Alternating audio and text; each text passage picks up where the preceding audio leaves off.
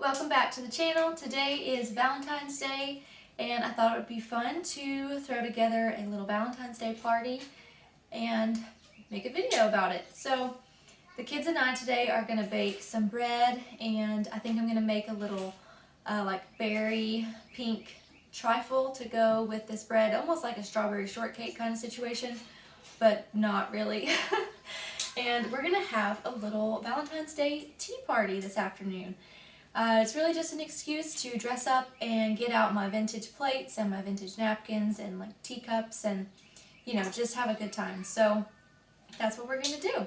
So the first thing that I'm going to do this morning is I've got all my ingredients here to make a honey sweetbread. And this is a recipe from a channel that I've mentioned before, Celebrating Appalachia. I will leave a link to her channel down below.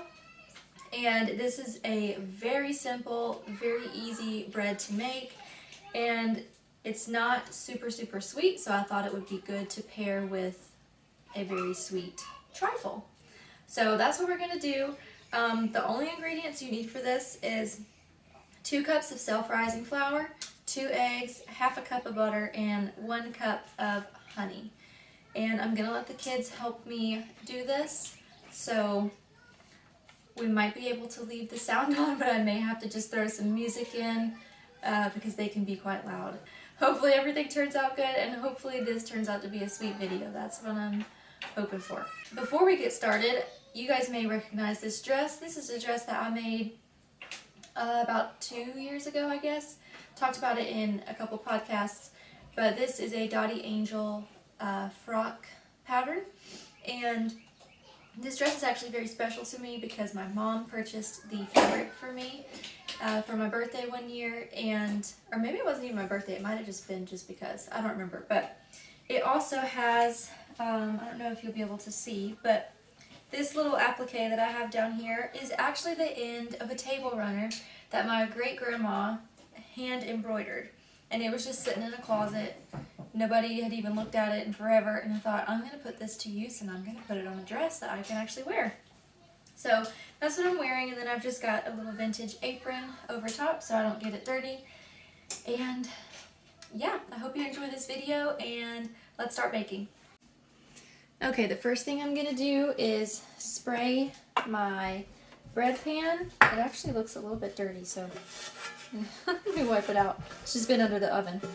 Okay, and I'm just using baking cooking spray.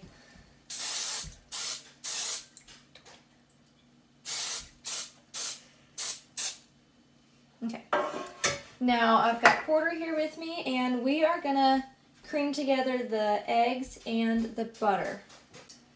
Let's see, you're gonna pour this into the bowl. Can you reach it? Okay.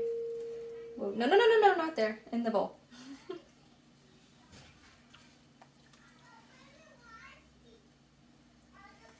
Nice job. Okay, and toss the eggs in there too. Woo!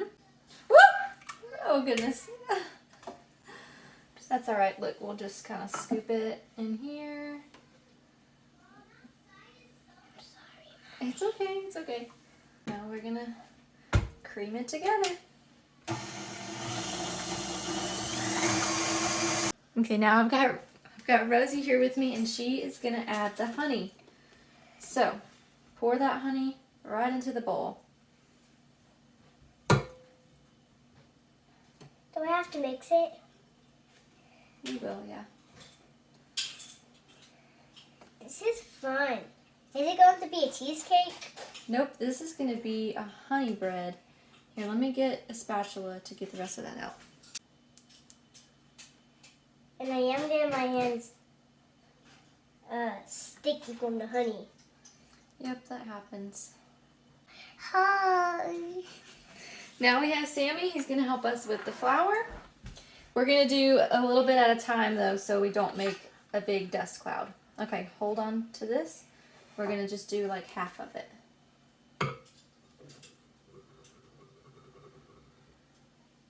Okay, now we're going to mix it up, and then we'll add some more, okay? Okay, now we're going to add some more of it. Here, pick it up. That honey does smell good. You know what? Let's just go ahead and do it all. Okay.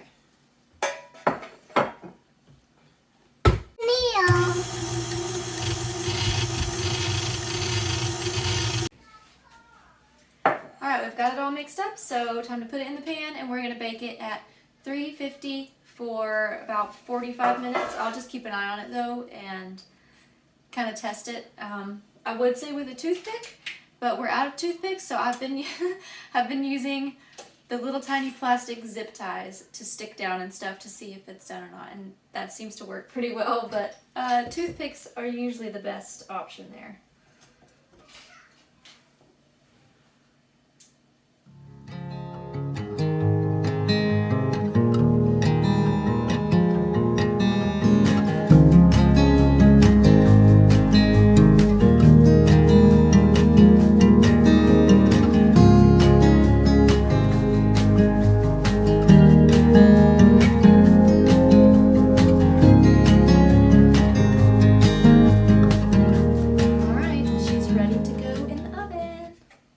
While the bread's baking, I'm going to go ahead and get started on the trifle, and this is really just a basic layering of strawberries, raspberries, Cool Whip, and cheesecake flavored pudding that I'm going to use red food coloring to color pink.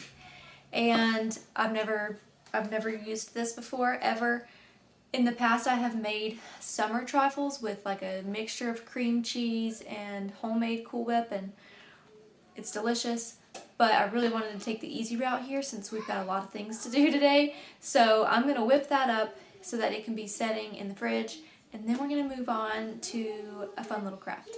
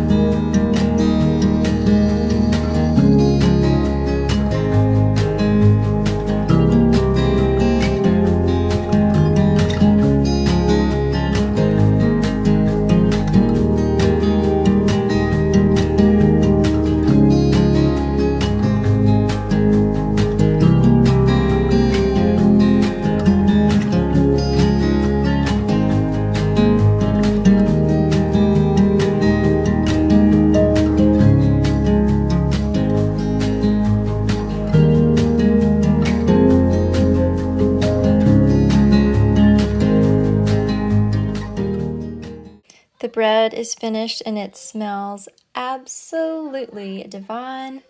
I'm gonna have to cut a little piece and have a taste.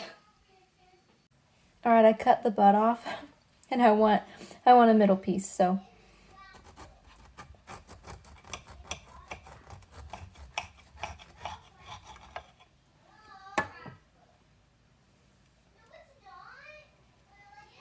Verdict is in. It's delicious.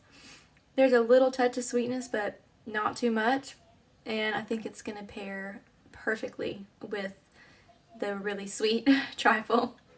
All right, we're working on our craft, and it involves us painting some footprints. So I got Sammy's foot here. We're gonna paint it red. You ready? It might tickle. Ooh, does it tickle? No. And I'm using a hair dye brush because I don't have a single paintbrush.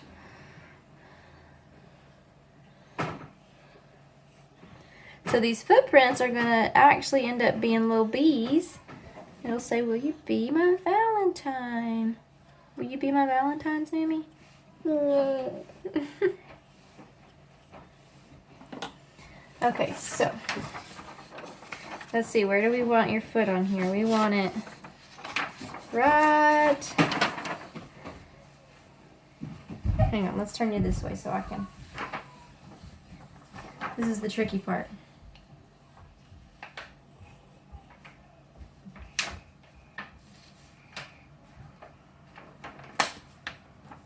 Alright, we got Sammy's footprint.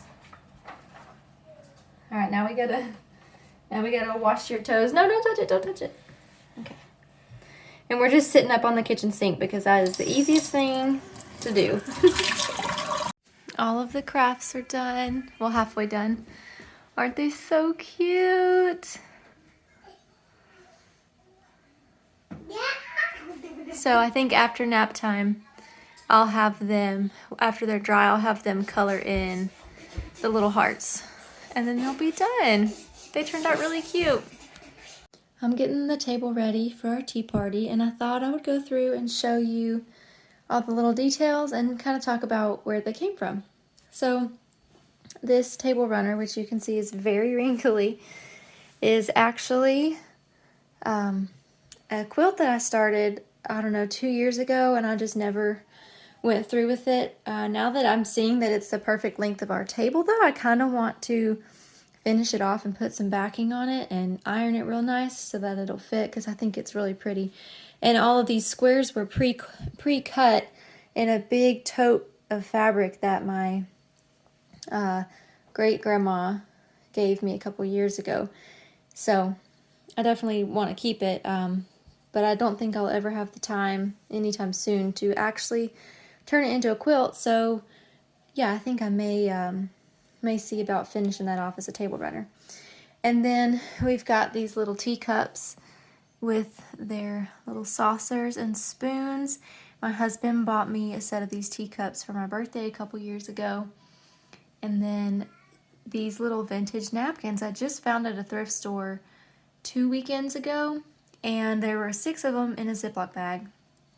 And I figured they would have been like $1 or $2, and I got up to the register and they were like almost $10, and so I normally would not have bought those, but I felt weird to say, oh, never mind, so I just bought them, and I'm glad I did, because they really are very sweet, and I can see myself pulling them out for random things like this. All of these vintage dishes came from thrift stores, particularly right when my husband and I got married and we needed dishes for our house. I went to all the thrift stores and I found some beautiful plates.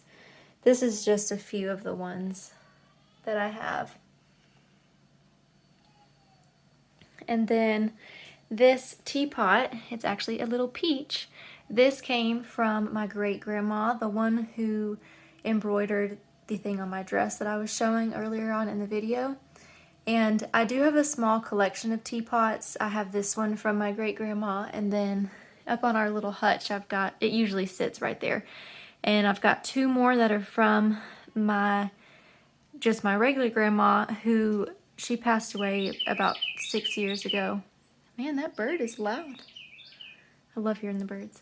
And so her teapots are really special to me. I have one more that is actually my favorite teapot, and it's up here on this, the floral one. Okay, back to business. So yeah, I've got the peach teapot. I don't know if you can hear those birds in the background, but I absolutely love it. It feels like spring. And then this little cream and sugar strawberry set came from a thrift store a few months ago. And again, they were like $15, but they were just so cute. I had to get them. And these beautiful roses came from my husband and Rosie. They went to the store last night to grab some last minute things for our Valentine's Day dinner. And they came home with these roses for me. And I just think they're beautiful. And I love the little touch of baby's breath in there. So that's what we've got so far. I will brew some sort of caffeine-free tea to share with the kids, and we'll have cream and sugar, and then I'll put the bread and the trifle out here, and yeah, it should be really nice. Maybe we'll light a candle. I'm thinking about opening the windows because it's actually pretty nice out today, and the birds are chirping, and it's just beautiful. So yeah, that's what it's looking like. I'll show you guys what the whole spread looks like after I've got it set up.